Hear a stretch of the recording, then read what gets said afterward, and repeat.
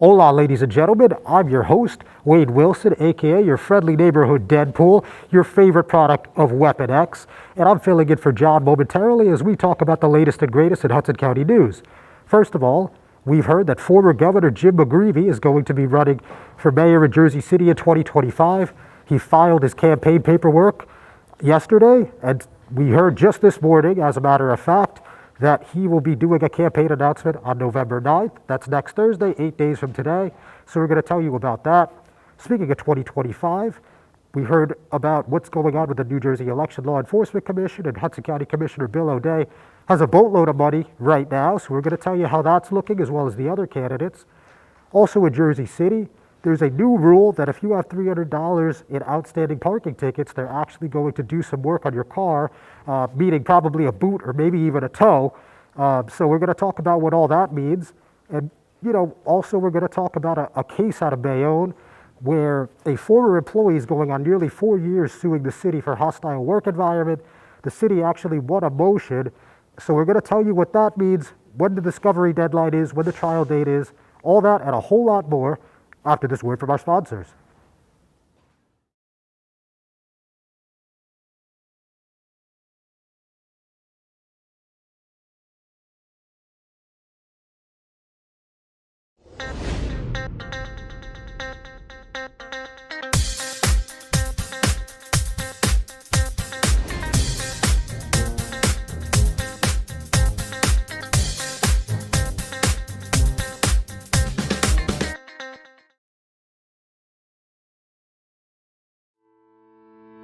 Panapinto Properties, Jersey City, shaping the workplace with state-of-the-art office spaces and addresses your company desires. Building residences that define your home environment, adjacent to all modes of transportation with on-site parking available. The right address, the right lease. Call 201-521-9000 or visit online at panapintodevelopment.com. Panapinto Properties, building Jersey City for everyone. Newport, the luxury waterfront community on the Hudson River, offers a quality of life you deserve in one of our many high-rise towers. With amenities such as the on-site Newport Path, light rail, Newport Town Square, 3 playgrounds, dog run, upscale restaurants, retail giants like Kohl's, JCPenney, Macy's, and Target. Morton Williams and Acme Supermarket are just outside your front door. A health and fitness center, skating rink, and medical facilities are also on site. Enjoy the New York skyline from our waterfront and various parks. Manhattan is just one pass stop away, or a quick ride through the Holland Tunnel. Nursery and private elementary schools all on site. 12-screen movie theater at the Newport Center Mall. Looking to visit? Stay at the Westin or Marriott Hotel. For more information, visit us at newportnj.com. Make lasting memories to cherish forever. It's incredible. It's you, Newport. Live like you want. Burns Brothers Memorials, Monuments, and Markers, 787 Tunley Avenue, Jersey City. Hudson County's only monument maker, serving all faiths and cemeteries. Design, studio, and launch inventory on site. Cemetery inscriptions and custom orders welcome. Burns Brothers Memorials, Monuments, and Markers, 787 Tunley Avenue, just south of Secaucus Road. Craftsmanship that will last for all eternity.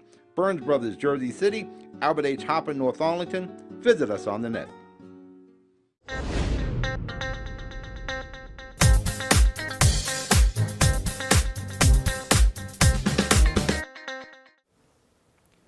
Hudson County View, live and uncut. John R. Heinis.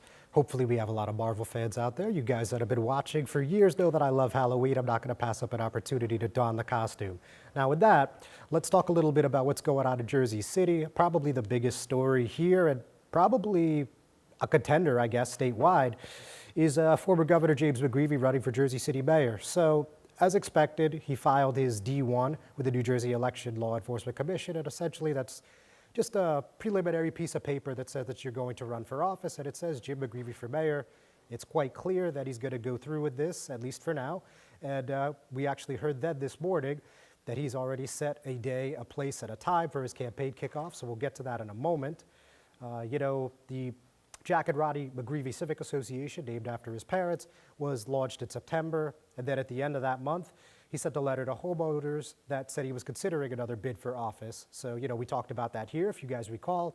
And McGreevy, obviously no stranger to politics. He's a former state assemblyman, state senator, and a former Woodbridge mayor, in addition to being the former governor of the state of New Jersey.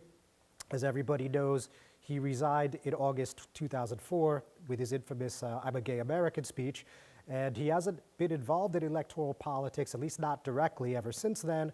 But here he is. It's going to be 2 decades later by the time this race rolls around, and he's going to be paving the comeback trail. And one of his biggest supporters is State Senator and Union City Mayor Brian Stack. So therefore, it should come as no surprise to you folks that he lists his treasurer as Angelo Caliente. He's the payroll supervisor for the Union City Board of Education and the treasurer for the Brian Stack Civic Association.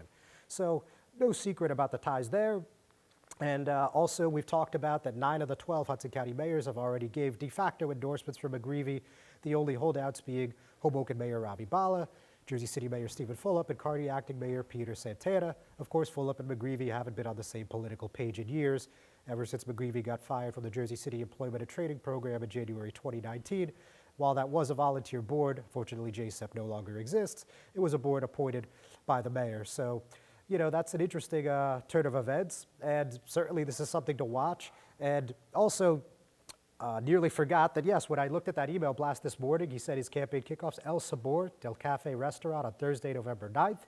He said, in part, it is a day when we will begin to bring the change we need to Jersey City to work for greater accountability, reliable services, clean and safe streets, and control property taxes for working families. As my friend Mayor Stack has set a visible, tangible standard of excellence in Union City, so too we must work harder and smarter for the residents and community of our Jersey City.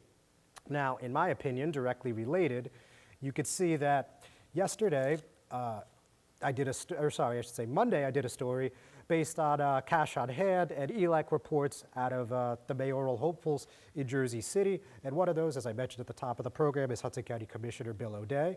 And he is boasting a pretty big cash on hand, $450,312.85 to be exact. And he's ahead by a wide margin, which is expected. I mean, he's been in office now for, say, pretty close to 40 years, and he's been in this commissioner role for the majority of that time. And, he's had a good reputation there on the west side of his district, the 2nd District, and he has a great relationship with the labor unions in Hudson County and beyond. So the fact that he has that much money isn't surprising, but when you consider that McGreevy opened his account 24 hours after this, and then when we look at the other potential candidates, right now the 2 most common names we hear is Council President Joyce Waterman and Wardee Councilman James Solomon. Now, in the Council President's case, she has $9,893.18 cash on hand, while Solomon has $41,865.07 cash on hand. So obviously big discrepancies, but these 2 haven't made any formal announcements yet. But we did see Waterman last week. She did do this email blast that was soliciting donations, and we also saw that there was an invitation for an event at the League, and that was a Washington, D.C. based PAC. They don't have any filings yet, so we're not going to talk too much about that until they do. But obviously we have our eyes on those 2. And don't forget, this thing is over 2 years away, and that's going to be on 2025 November. So this is going to be a long road, and we're going to have to just basically buckle up here. I mean, a 2-year campaign is pretty much unheard of, but that's exactly what we're having here. So we're going to keep our eyes on that. Now, also in Jersey City, what we're going to do is talk about what they're doing with parking enforcement. Now, as I mentioned, what it is in part is anyone with $300 or more in outstanding parking fines will have their car booted, and obviously that could lead to tows later. And we heard from the mayor, and that's Stephen Fulop, of course, candidate for governor. He said parking tickets are never favorable, but public safety is paramount. That is why we are increasing our efforts to target drivers who flout the law and put others at risk. By the same token, we heard what residents had to say about unauthorized and abandoned cars, hogging parking spots, and interfering with adequate street cleaning. And so we are making this quality of life concern a priority as well. So now, if you look, they said actually at the beginning of October, what they did when they started the enforcement, over 100 vehicles with $150,000 in accumulated unpaid violations have been booted and resolved, according to the city of Jersey City. Now, 3 specific parking violations the city said they will be enforcing are parking within 25 feet from crosswalks, parking within 10 feet of fire hydrants, and parking within 50 feet from a stop sign. So be wary of that, Jersey City residents. Obviously, parking is not easy. So with that, we're going to take a break. But before we do, I want to let you guys know today I'm joined with Hoboken 2nd Ward Council candidate Marla Decker. So we're going to sit down with her for a couple segments right after this break.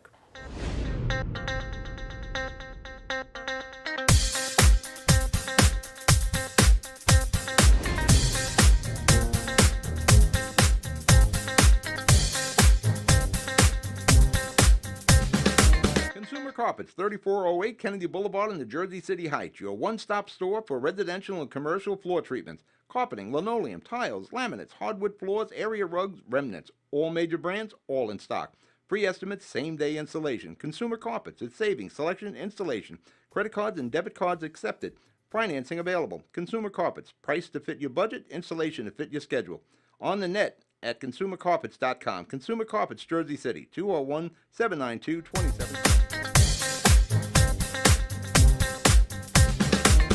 Self-storage in North Bergen, New Jersey is a fully climate-controlled facility equipped with state-of-the-art security, packing supplies, a Refer a Friend program, and multiple loading docks convenient for commercial use.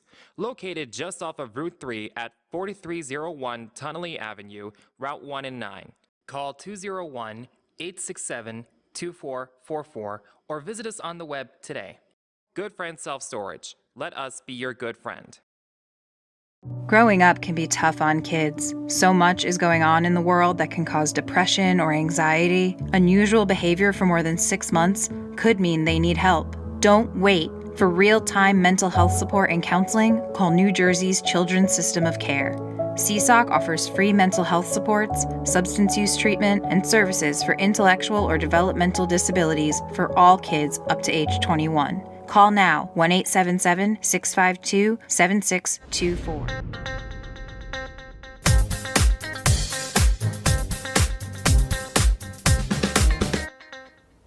Hudson County View, live and uncut. John R. Heinis, and today, as I just mentioned, I'm joined with Hoboken 2nd Ward Council candidate Marla Decker. Marla, thanks for coming in. Thank you. Thanks for having me. And thanks for being a good sport. Love No Halloween. So, now, you probably watched my interview last week when the councilwoman was sitting right where you're sitting, and we had an extended dialogue, I think, about Union Dry Dock, and she said on this specific topic, you've been misleading and or misinforming intentionally.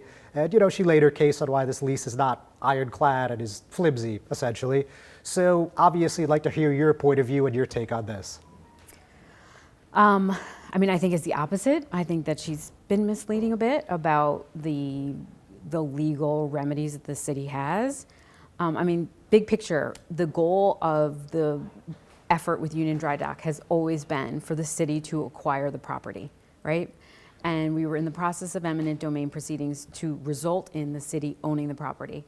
And now the city owns the property, which is, to me, a huge accomplishment that I'm not sure why Councilman Fisher is not willing to admit is progress. In terms of the lease, I am an attorney. I analyze contracts and litigation risk as a profession. So I think that I'm pretty well informed about how to read that contract. There are provisions in there that specify some limitations on what New York Waterway can do there. It's very clear that the essential term of the contract is that the end of the lease is in 3 years and only to be extended to 5 if New York Waterway has not yet completed its renovation of Weehawken, which I think is a part of the story that's not being told loudly enough by Councilwoman Fisher, which is that, the Weehawken site is something that New York Waterway owns and has been operating on for 30 years. And their plan is, as part of this process, is to renovate that site and return there, or, return the boats that they're going to store from Hoboken, because they're still going to be operating in some major respects in Weehawken, including that's continuing to be their major fuel site. Yeah.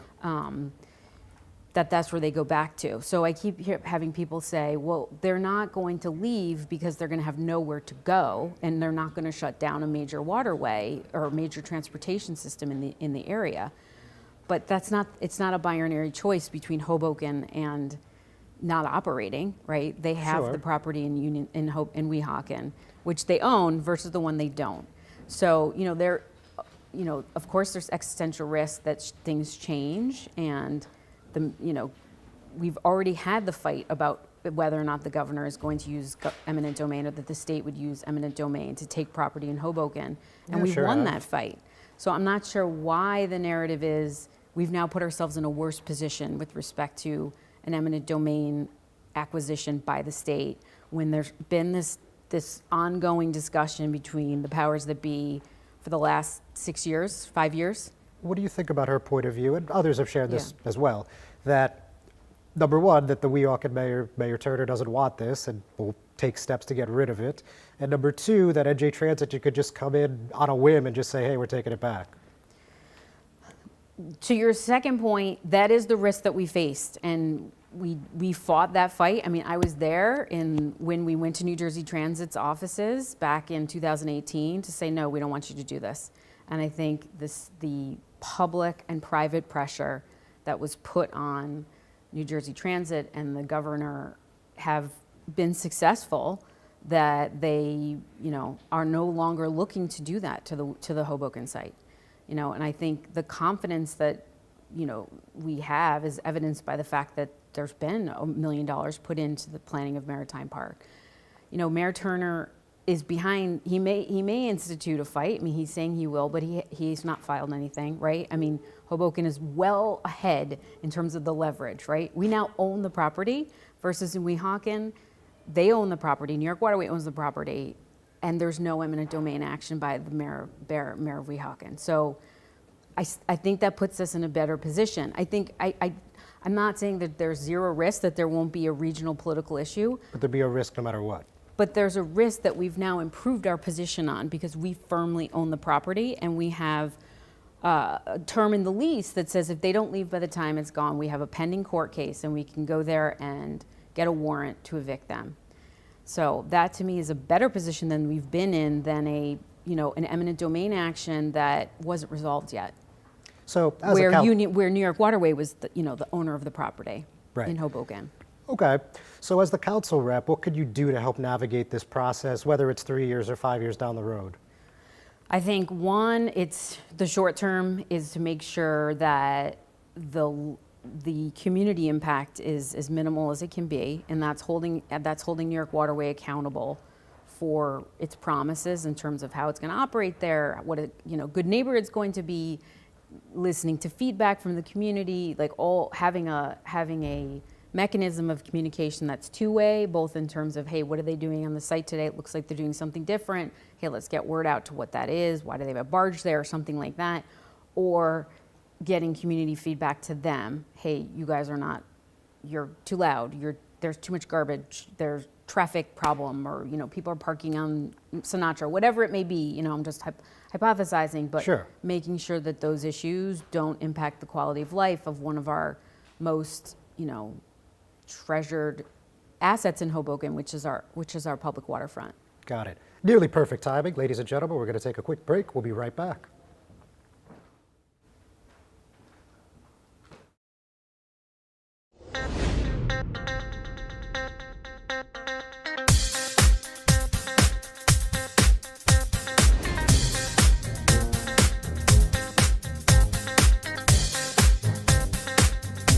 Waterfront community on the Hudson River offers a quality of life you deserve in one of our many high-rise towers. With amenities such as the on-site Newport Path, light rail, Newport Town Square, 3 playgrounds, dog run, upscale restaurants, retail giants like Kohl's, JCPenney, Macy's, and Target. Morton Williams and Acme Supermarket are just outside your front door. A health and fitness center, skating rink, and medical facilities are also on site. Enjoy the New York skyline from our waterfront and various parks.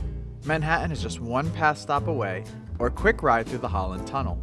Nursery and private elementary schools all on site. 12-screen movie theater at the Newport Center Mall. Looking to visit? Stay at the Westin or Marriott Hotel. For more information, visit us at newportnj.com. Make lasting memories to cherish forever. It's incredible. It's you, Newport. Live like you want. Panepinto Properties, Jersey City, shaping the workplace with state-of-the-art office spaces and addresses your company desires. Building residences that define your home environment, adjacent to all modes of transportation with on-site parking available. The right address, the right lease. Call 201-521-9000 or visit online at panepintodevelopment.com. Panepinto Properties, building Jersey City for everyone. Burns Brothers Memorials, Monuments, and Markers, 787 Tunley Avenue, Jersey City. Hudson County's only monument maker, serving all faiths and cemeteries. Design, studio, and large inventory on site.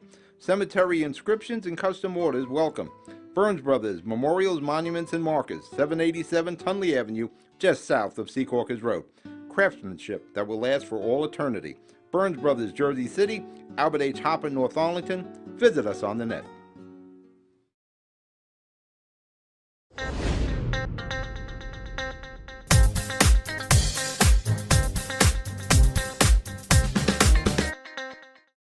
Live and Uncut, John R. Heinis, and I'm still here with Hoboken Second Ward Council candidate Marla Decker. So Marla, looking at your campaign, obviously you moderated the one debate, and looking at some of the mail, a theme that has been constant is that you think that this current incumbent has been very combative with the administration and has actually cost the administrative in a few different situations.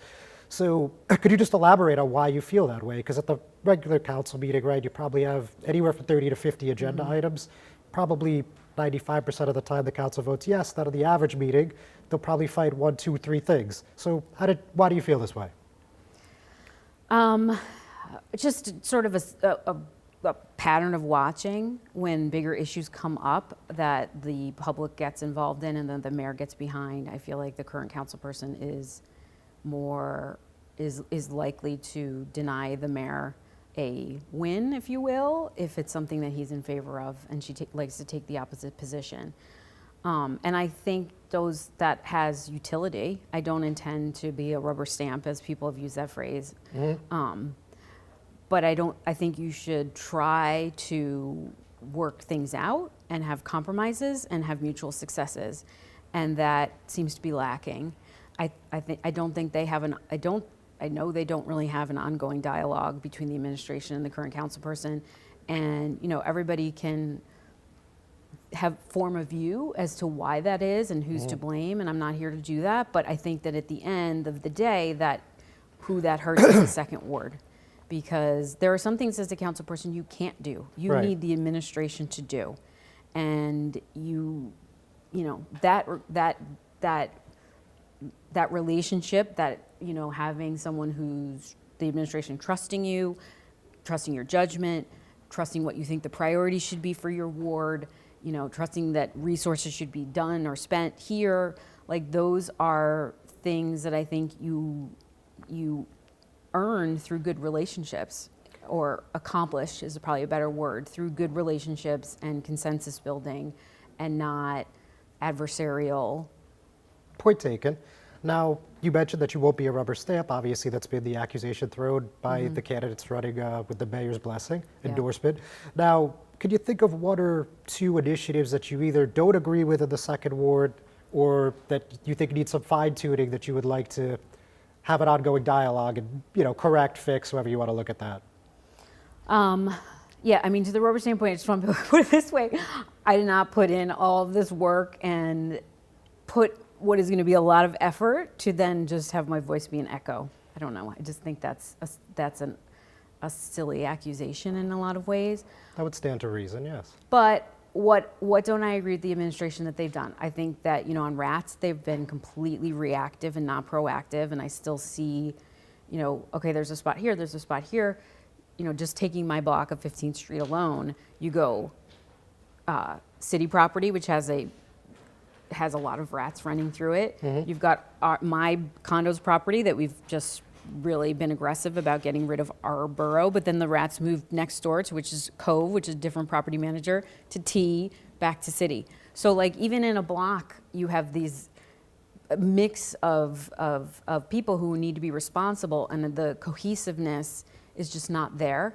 And I think we need to be more proactive about it. So I don't agree with that. I think this, in our ward specifically, I think the city has been very, hasn't creatively solved for, if you will, the problem along the waterfront in the summer. I have a lot of people have expressed concern to me about, you know, the waterfront walkway between like 15th and 12th or 11th, which is, you know, there's e-bikes on the sidewalk, there's people who are drinking at night, people who are littering, people who are just doing loud noises and the motorcycle runs. And I understand that there are reasons why the city hasn't been able to address them, but I think there are solutions, and I think our councilperson too should take some criticism for not addressing what has been a long-going problem. One of the things I'm advocating for is a code enforcement officer, perhaps hopefully funded by some of the businesses that operate down there, to address some of the smaller, you know, non-felony issues that our police force is not down there to address, like, you know, what I just described as some Right. issues that go on during the summer. Yeah, that would be an interesting thing to see. I mean, let's see if that comes to fruition. But on the last point, now, you know that there was this proposal for the parklets, you know, this basically, the ones existing would be grandfathered in. The would be no future parklets until further notice, and the streeteries would still be allowed. Obviously, the council passed 5-4, the mayor vetoed, and now there's some dueling proposals up tonight. So where do you fall on all this?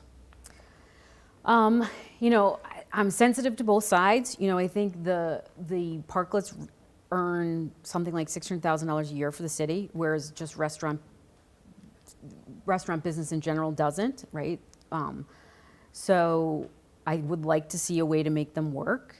I think, you know, they were, like I said, a little bit behind in making sure that they're clean and that the enforcement is there. I mean, it's not really like a question mark as to like whether a parklet has a rat problem or not, right? Like, you can see there's either evidence of it or there's not. And if there's evidence of it, then we need to address it 100%. So I think that, you know, equating, you know, there's sort of an effect of the parklets that's causing the rats, like, that's invisible is not really true, right? It's visible or not. So the proposal that was vetoed, would you have voted yes or no? I probably would have voted no because of the let this cycle of making sure that the parklets, you know, this enforcement cycle take place. I'm sensitive to the parklets as well because of the concept that although it's taking up a parking space, if you think about it, a parking space is a monopoly of like public space for 6-5 hours, Sure. whatever. But a parklet is a use of a public space for many people over many hours. So there is an True. advantage of that. And but I do think that maybe we should look at the parklets kind of coming down periodically, especially over the winter when they're not being used, in order to get the street cleaned and all of that. But, you know, a lot of people really love them, you know, people with kids who want to roll their strollers up and have room, people with dogs, people who come to town and want to enjoy our nice weather. We have such a narrow season of great weather that I think they're important for us to try to make work. And I don't think that the like, okay, no future ones really solves anything. You know, I think we have to take it by proposal, does that make sense, as opposed to sort of a weird compromise that I don't think meets the objectives of like rat abatement and equitable use of the space. Very good. Marla, thanks so much for coming in and joining me. Thank A pleasure. you. Ladies and gentlemen, thank you for watching. We're going to be right back with our final segment.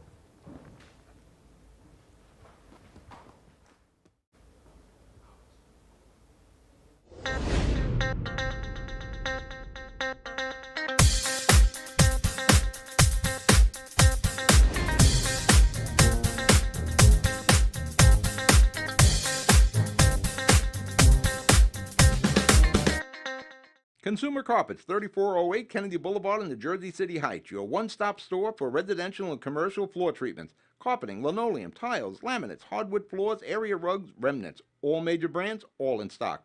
Free estimates, same-day installation. Consumer Carpets, it's savings, selection, installation. Credit cards and debit cards accepted. Financing available. Consumer Carpets, price to fit your budget, installation to fit your schedule.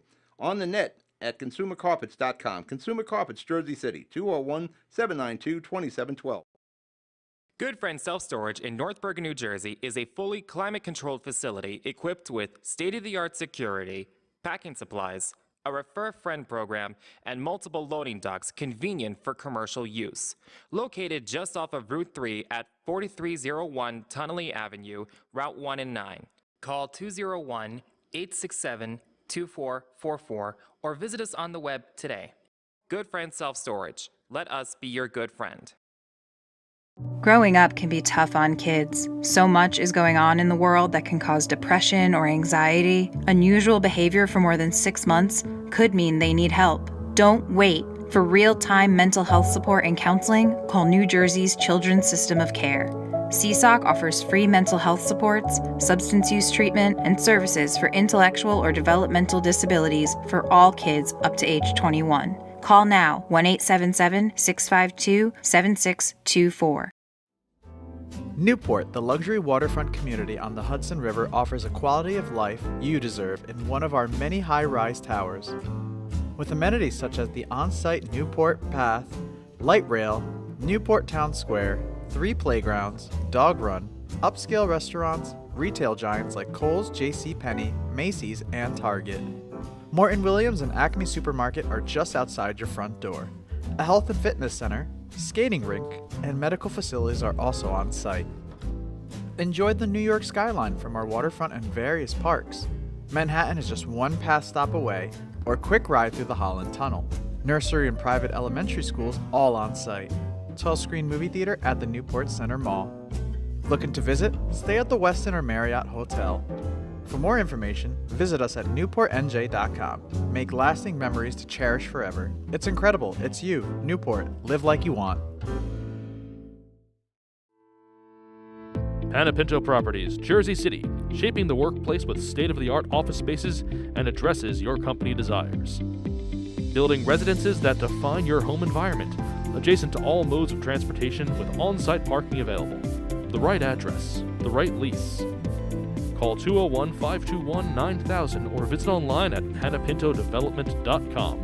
Panepinto Properties, building Jersey City for everyone. Good Friend Self Storage in North Bergen, New Jersey is a fully climate-controlled facility equipped with state-of-the-art security, packing supplies, a Refer a Friend program, and multiple loading docks convenient for commercial use. Located just off of Route 3 at 4301 Tunnelly Avenue, Route 1 and 9. Call 201-867-2444 or visit us on the web today. Good Friend Self Storage. Let us be your good friend.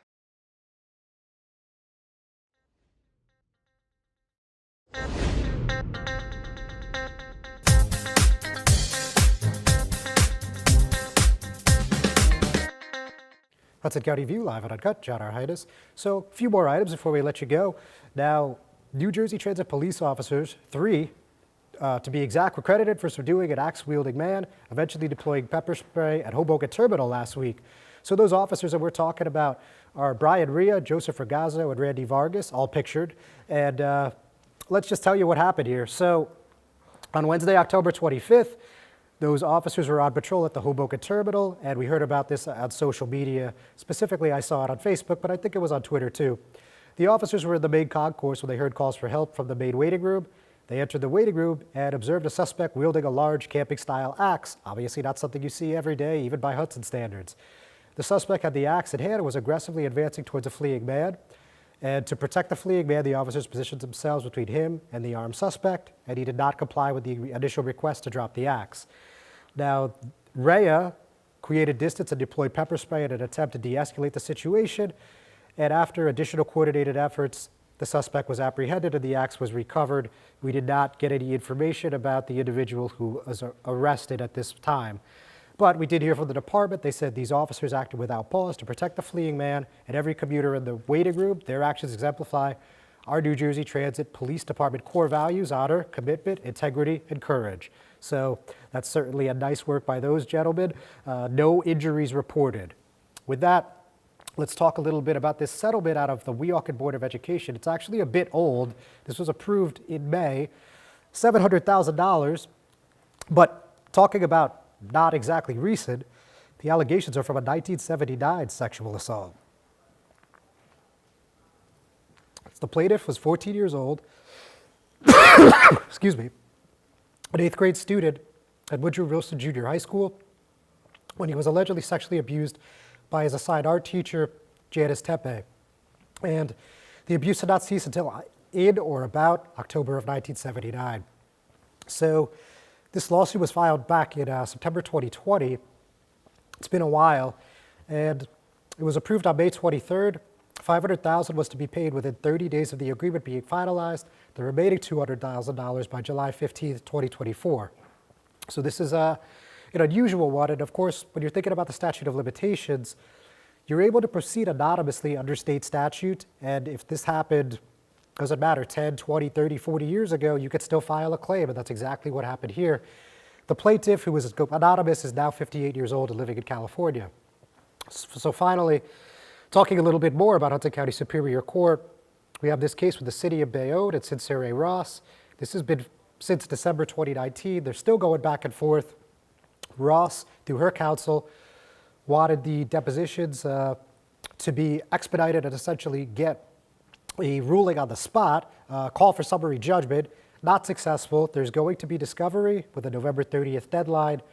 And as it stands today, the trial date will be set for April 22nd, 2024. If you guys happen to forget, Ross did this back in, has been doing this for, again, nearly 4 years. And she claims that she worked in a sexually charged, hostile work environment and a culture of sex within the workplace. So with that, ladies and gentlemen, we're going to let you go. We'll catch you next week to do some post-election results. We'll see you then.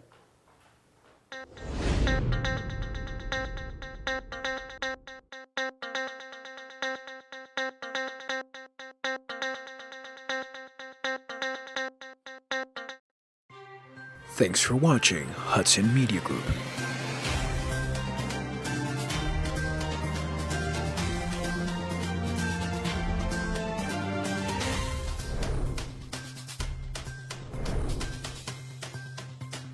Follow us on social media on Twitter, Instagram, and Facebook.